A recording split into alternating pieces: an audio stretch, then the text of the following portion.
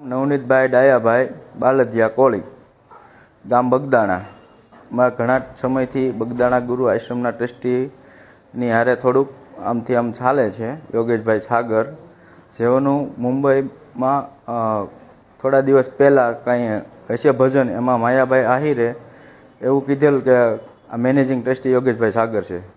તો અત્યારે હાલમાં કોઈ બગદાણા ગુરુ આશ્રમની અંદર મેનેજિંગ ટ્રસ્ટી નથી. તો મેં આતાને વાત કરી કે આતા આ રીતનું છે કે બગદાણા મેનેજિંગ ટ્રસ્ટી કોઈ છે નહીં. તો આતાએ કીધું કે હું તમને એની માફી ઓલી કરી અને રીલ્સ મોકલી દઉં છું. તો મેં કોઈ એવું એને કીધું નહોતું આતાને તમે મને મોકલે, પણ મને આતાએ મોકલી એટલે મેં મારા જાયભાઈઓને મોકલી. પછી બીજા દિવસે એમના દીકરાનો જયરાજભાઈનો ફોન આવ્યો મારામાં કે તું ક્યાં છો ને તને મળવાનું છે. તો મેં કીધું હું બગદાણા છું, આશ્રમે છું, ગમે ત્યારે આવો ત્યારે મળશું. પછી પાછા મારા એક બીજા મિત્ર છે રામભાઈ વાળાકરી, તો એમને મળ્યા. એટલે એમનામાં ફોન આવ્યો કે ભાઈ આ કોણ છે ને શું છે.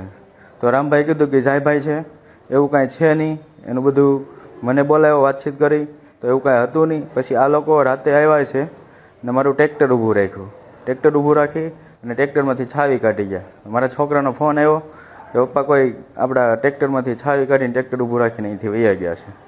તો હું ત્યાં ગયો, તો પછી ગાડી પાછળ ગાડી લઈને હતા, વેરના ગાડી હતી, અને એની પાછળ હું ગયો. તો પછી એ લોકોએ ગાડી આગળ જવા દીધી. તો પછી પાછળ મારી પાછળ ગાડી આવીને કે તું કેમ અમારી રેકી કરે છે.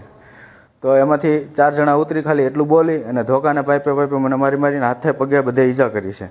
પછી થોડી વારથી કે બીજી સ્વીપ ગાડી આવી, તો એમાંથી 4 જણા ઉતર્યા. તો એ લોકોએ ધોકા પાઇપ કાઢી અને મને બધી જગ્યાએ માર્યો છે. અમારા હાથે ફ્રેક્ચર આવ્યું છે, 2 પગ, બે હાથે, પાછળ, કમરના ભાગે બધી જગ્યાએ મને મારેલો છે. ત્યાર પછી અમે અહીંયા હનુમત હોસ્પિટલમાં એડમિટ થયા. પછી સાહેબ બગદાણા પોલીસ સ્ટેશનમાંથી અમે અહીંયા આવ્યા હતા લખવા, એટલે એમાં ફરિયાદ આપી છે.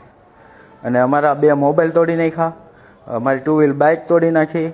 અને સાહેબને મારી નમ્ર વિનંતી છે કે આની યોગ્ય તપાસ થાય, આમાં કોણ કોણ પાછળ છે આ કારણની અંદર. એટલી મારી એસપી સાહેબને મારી વિનંતી છે કે આની